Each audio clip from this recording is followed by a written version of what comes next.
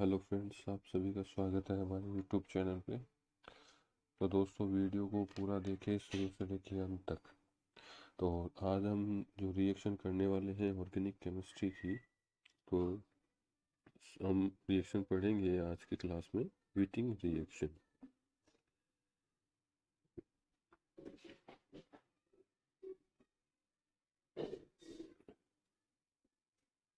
व्हिटिंग reaction एक बहुत ही महत्वपूर्ण रिएक्शन है ये, व्हिटिंग रिएक्शन।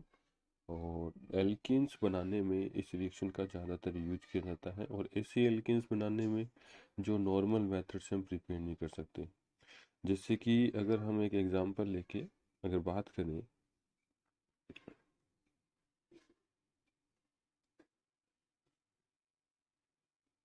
ओके, इसको हम नॉर्मली अगर हैं in presence of concentrate H2SO4,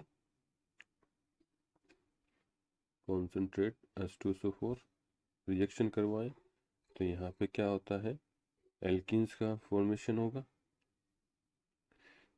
ये वाटर मॉलिक्यूल यहाँ से लॉस होगा, और यहाँ जो एल्कीन बनेगी वो ये बनेगी। ठीक है, एंडोसाइक्लिक, एंडोसाइक्लिक।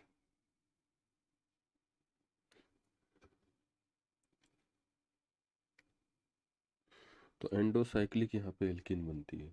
लेकिन यही रिएक्शन हम इसी व्हिटिंग रिएक्शन से करेंगे। तो व्हिटिंग रिएक्शन से हम यहाँ पर एक्सोसाइक्लिक एल्कीन्स जो होते हैं उसको हम प्रिपेयर कर सकते हैं। यानी कि इस टाइप की एल्कीन्स अगर हम बनाना चाहें तो हम बना सकते हैं, जिसमें जो डबल बॉन्ड है वो रिंग के आउटसाइड होगा, जिसे हम कहते हैं एक्सोसाइक्लिक, एक्सोसाइक्लिक। तो ऐसी एल्कीन बनाना नॉर्मल मेथड से थोड़ा पॉसिबल नहीं होता, डिफ़िकल्ट होता है। नॉर्मल मेथड से हम ऐसी एल्कीन्स को प्रिपेयर नहीं कर सकते, बिकॉज इस टाइप की एल्कीन्स जो होती है वो क्या होती है, अनस्टेबल होती है। ऐसी एल्कीन्स क्या होती है, अनस्टेबल होती है। तो अनस्टेबल एल्कीन बनाने के लिए हम क्या करते हैं, व्हिटिंग रिएक्शन का ज़्यादातर यूज करते हैं। ठीक है, और ये जो एल्कीन हमें अभी प्रिपेयर की, ये तो नॉर्मल मेथड से हम बनाते ही हैं, स्टेबल एल्कीन्स बनती है। बट व्हिटिंग रिएक्शन के थ्रू हम क्या कर सकते हैं, अनस्टेबल एल्कीन बना सकते हैं, जैसे फॉर एग्जांपल एक्सोसाइक्लिक जो एल्कीन्स होती है इसके बाद। तो चलो आइए है बात करते हैं व्हिटिंग रिएक्शन के बारे में।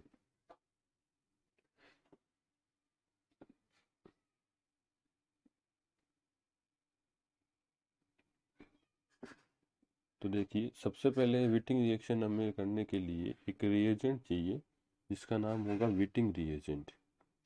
तो सबसे पहले तो हमें क्या लेना पड़ेगा, व्हिटिंग रिएजेंट लेना पड़ेगा।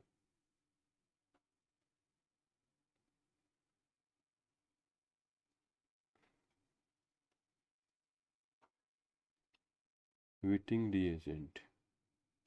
अब ये व्हिटिंग रिएजेंट कौन सा रिएजेंट होता है, तो व्हिटिंग रिएजेंट बोला जाता है फॉस्फोरस इलाइड को।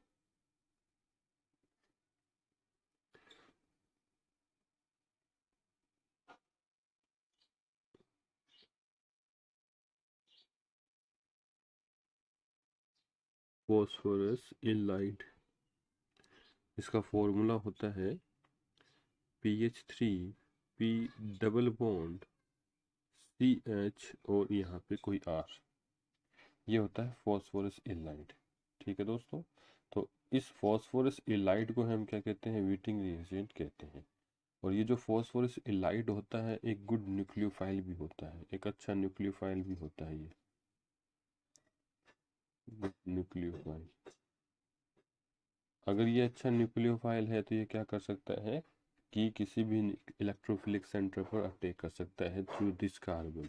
इस कार्बन के थ्रू अटैक कर सकता है, बिकॉज ये जो पाई बॉन्ड है वो इस कार्बन की तरफ अट्रैक्टेड रहेंगे, जिसके कारण ये कार्बन क्या हो जाएगा, न्यूक्लियोफिलिक हो जाएगा। तो किसी भी इलेक्ट्रोफिलिक सेंटर पर ये क्या कर सकता है, अटैक कर सकता है। ठीक है दोस्तों, तो व्हिटिंग रिएजेंट जो होगा वो कौन सा होगा, फॉस्फोरस इलाइड होगा। तो व्हिटिंग रिएक्शन के लिए हमें इस रिएजेंट की रिक्वायरमेंट रहेगी। तो सबसे पहले हम देखेंगे कि इस फॉस्फोरस इलाइड को कैसे बनाते हैं और इसको किससे कहते हैं। ठीक है, तो सबसे पहले अपन बात कर लेते हैं फॉस्फोरस इलाइड के बारे में।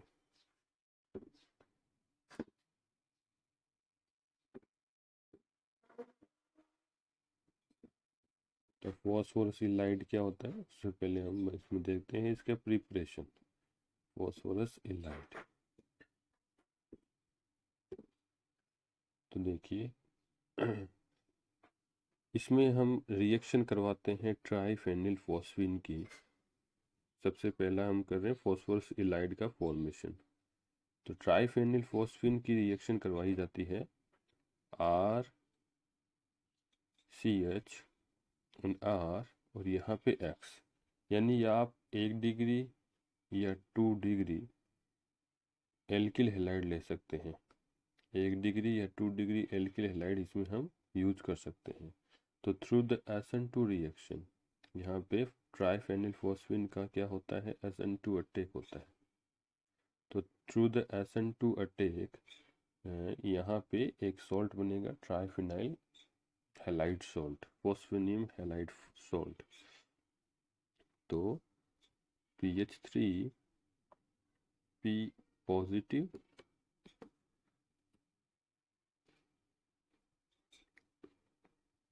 CH R और ये R एंड X नेगेटिव, ये बना ट्राइफिनाइल फॉस्फेनियम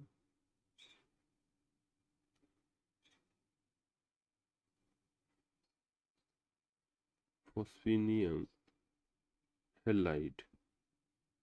ठीक है, ये एक सॉल्ट बना, एक स्टेबल सॉल्ट बनेगा, क्योंकि यहाँ पे जो पॉजिटिव नेगेटिव चार्ज है जो एडजेसेंट होते हैं।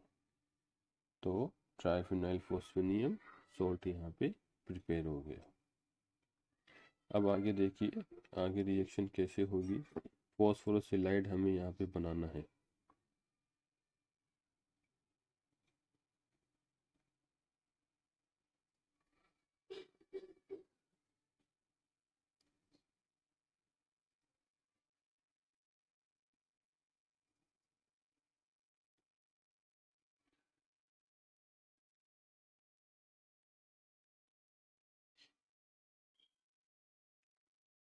हम देखिए, जो फॉस्फेनियम ट्राइसॉल्ट हमने बनाया था PH3 P positive and CH R and R then H और ये X नेगेटिव। ओके, ये सॉल्ट बना। इसकी रिएक्शन हमें करवानी है किसी बेस के साथ। ठीक है, अब इस बेस के साथ रिएक्शन करवाएंगे तो ये क्या करेगा, इस कार्बन से, ठीक है, फॉस्फोरस कार्बन बॉन्ड वाला जो कार्बन है, इस कार्बन से H को एब्स्ट्रैक्ट करेगा यहाँ से।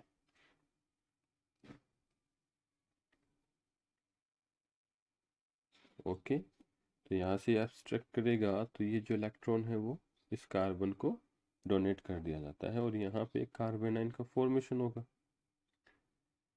PH3 P positive and CR R then negative. Okay, this is called the phosphorus ylide. इसी को हम क्या कहते हैं, फॉस्फोरसिलाइड कहते हैं। और ये हमने बना लिया यहाँ पे phosphorus ylide. Okay, phosphorus ylide. अब यही फॉस्फोरस इलाइड क्या करेगा, through this carbon attack on the electrophilic centre. ठीक है, और यहाँ पर हम विटिंग रिएक्शन में जो इलेक्ट्रोफिलिक सेंटर है वो कार्बोनिल कंपाउंड जो होंगे उसका कार्बन हम यूज करेंगे फॉर इलेक्ट्रोफिलिक सेंटर। ठीक है, तो यहाँ पे हमने फॉस्फोरस इलाइड बना दिया। अब ये जो फॉस्फोरस इलाइड ये क्या होता है, स्टेबलाइज होता है through the opposite charges on the adjacent position and through the delocalization of the pi electron into the vacant d orbital। Because phosphorus जो होता है वो वैकेंट डी ऑर्बिटल कंटेनिंग होता है, तो पास में नेगेटिव चार्ज है तो ये क्या कर सकता है, डीलोकलाइज कर सकता है। यानी कि ये जो फॉस्फोरस इलाइड है वो क्या है, एक स्टेबल आयन होगा। तो देखिए कैसे ये फॉस्फोरस इलाइड स्टेबलाइज्ड होता है, उसके बारे में थोड़ा सा बात कर लेते हैं यहाँ पे।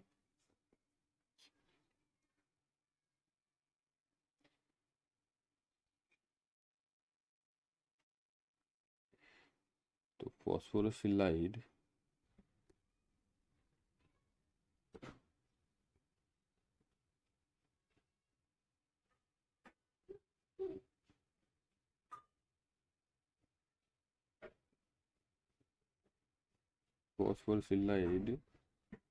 stabilized by delocalization of electron into vacant d orbital of phosphorus atom। ठीक है, फॉस्फोरस एटम का वैकेंट डी ऑर्बिटल होगा। जैसे ये फॉस्फोरस हमने बनाया था, इसमें ये डी ऑर्बिटल होगा, ये हमने डी ऑर्बिटल बना दिया।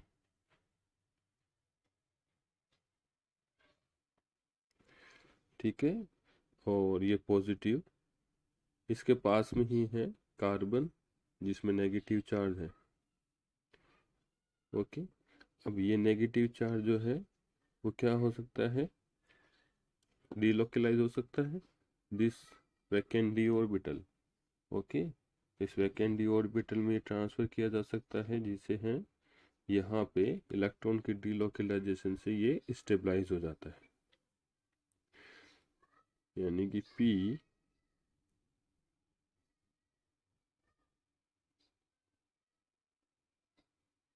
एंड C, और ये यहाँ पे बॉन्ड बन जाता है पाई। ओके, इस कारण ये जो फॉस्फोरसिलाइड होता है वो क्या होता है, स्टेबलाइज होता है through the delocalisation of pi electron, यानी कि ये जो नेगेटिव चार्ज इलेक्ट्रॉन है इसका। ठीक है दोस्तों, चलिए अब हम आगे रिएक्शन करते हैं। तो हमने यहाँ पे प्रिपेयर कर लिया फॉस्फोरसिलाइड। अब यही फॉस्फोरसिलाइड क्या करेगा, किसी इलेक्ट्रोफिलिक सेंटर पर अटैक करेगा। इलेक्ट्रोफिलिक सेंटर हमें किसका लेना है, इलेक्ट्रोफिलिक सेंटर लेना है हमें कार्बोनाइल कंपाउंड्स का, क्योंकि वहाँ CO बॉन्ड होता है जो इलेक्ट्रोफिलिक सेंटर होगा, इलेक्ट्रोफिलिक सेंटर का काम करेगा। तो अगला स्टेप हमारे पास थर्ड स्टेप है न्यूक्लियोफिलिक अटैक। Nucleophilic attack.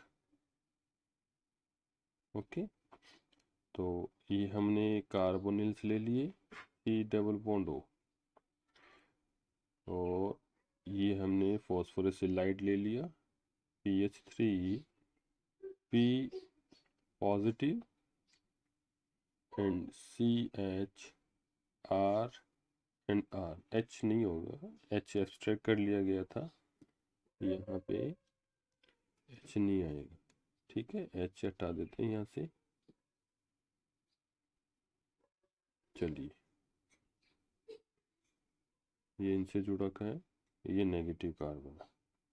अब ये negative carbon attacks on carbonyl carbon, and these electrons are shifted towards the oxygen. Okay, because this carbon is electrophilic and this oxygen is a nucleophilic center। तो यहाँ पे nucleophilic addition हुआ, nucleophilic addition से यहाँ product क्या बनेगा, CO negative CR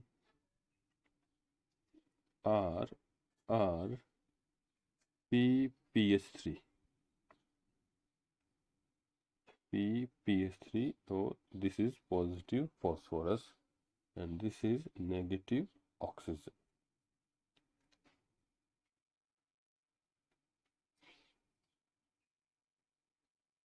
अब देखिए दोस्तों, अब यहाँ पे ये जो ऑक्सीजन नेगेटिव है और फॉस्फोरस पॉजिटिव है, तो एक बात आपको यहाँ पे ध्यान देनी है कि ये जो दोनों एटम हैं ऑक्सीजन और फॉस्फोरस, ये दोनों यहाँ पर क्या करते हैं, साइक्लाइजेशन करते हैं। तो साइक्लाइजेशन के थ्रू यहाँ पर एक बॉन्ड बनेगा P और O बॉन्ड। तो P और O bond is more stronger than the CO bond.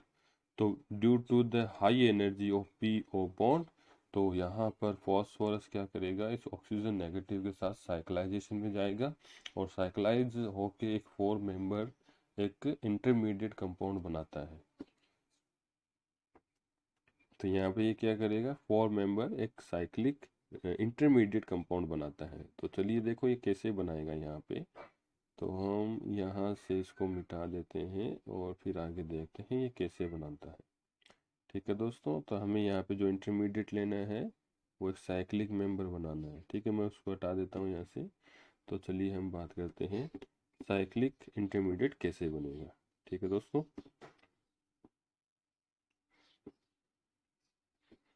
तो साइक्लिक मेंबर इसका बनेगा carbon and oxygen, this carbon and phosphorus PH3, ये यहाँ से बॉन्ड बना लेगा oxygen carbon and this bond, this R and R।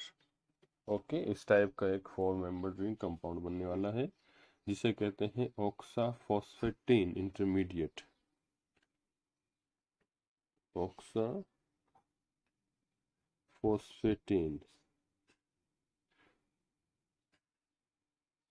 ऑक्साफॉस्फेटीन intermediate बनने वाला है। ठीक है, अब यही ऑक्साफॉस्फेटीन इंटरमीडिएट क्या करेगा, 2+2 साइक्लो एडिशन के थ्रू डिसोसिएट होगा, रिवर्स साइक्लो एडिशन होगा 2+2, यानी कि ये जो बॉन्ड्स हैं ये बॉन्ड यहाँ से ब्रेक होने वाला है। This bond goes to phosphorus and this bond goes to the carbon and carbon. तो यहाँ पे ये रिवर्स 2+2 साइक्लो एडिशन रिएक्शन होने वाली है और एल्किन्स का फॉर्मेशन होने वाला है। तो फाइनल प्रोडक्ट हम देखेंगे इसमें, फाइनल प्रोडक्ट हमारा एल्किन बनने वाला है और वो कैसे बनेगा। तो हमें क्या लेना है, ये साइक्लिक ऑक्साफॉस्फेटीन इंटरमीडिएट है, यही यहाँ पे क्या होगा, ब्रेक डाउन होगा और फाइनल प्रोडक्ट एल्कीन्स बना देगा। तो चलिए बात करते हैं। तो यहाँ पे हम ले लेते हैं oxaphosphetane, this carbon and oxygen, phosphorus and PH3।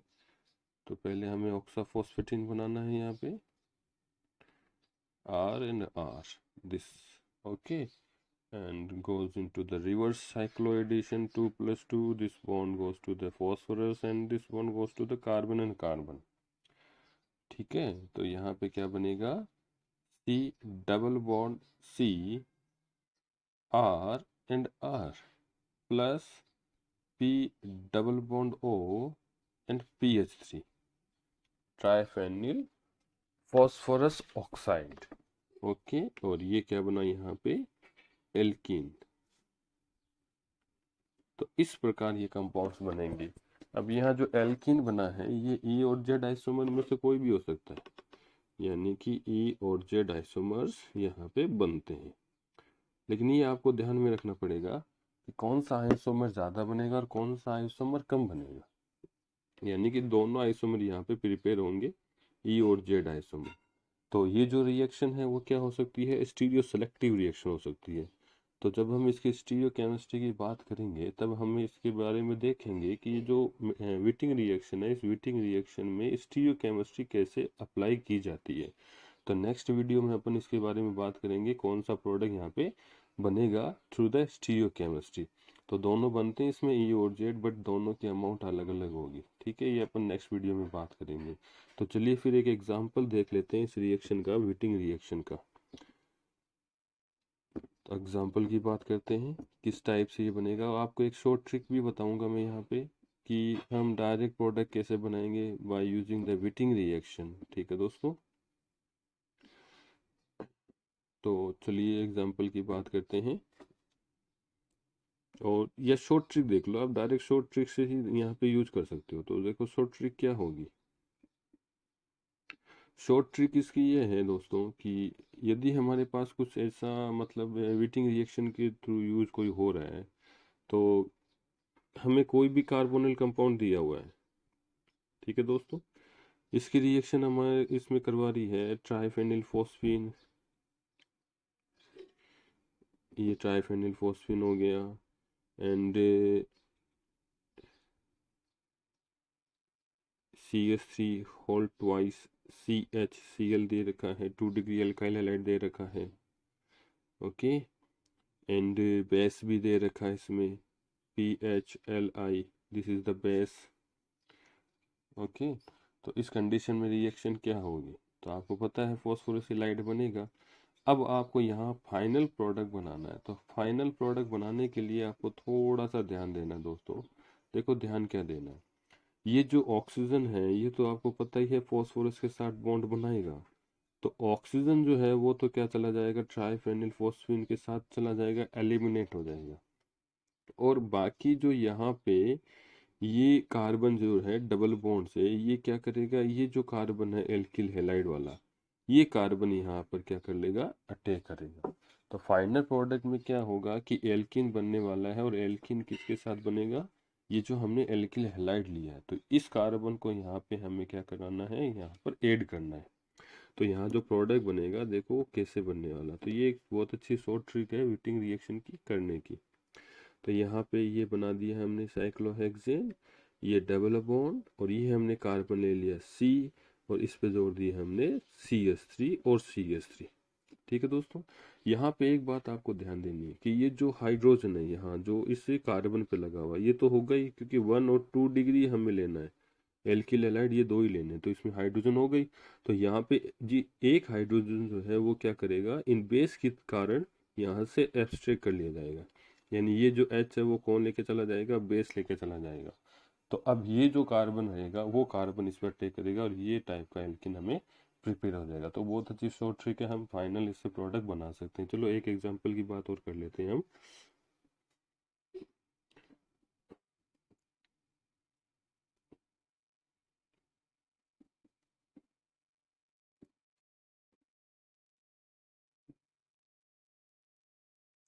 ये हमारे पास फॉस्फोरसिलाइड है, PH3P C नेगेटिव,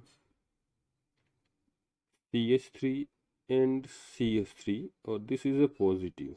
इसका रिएक्शन हमने करवाया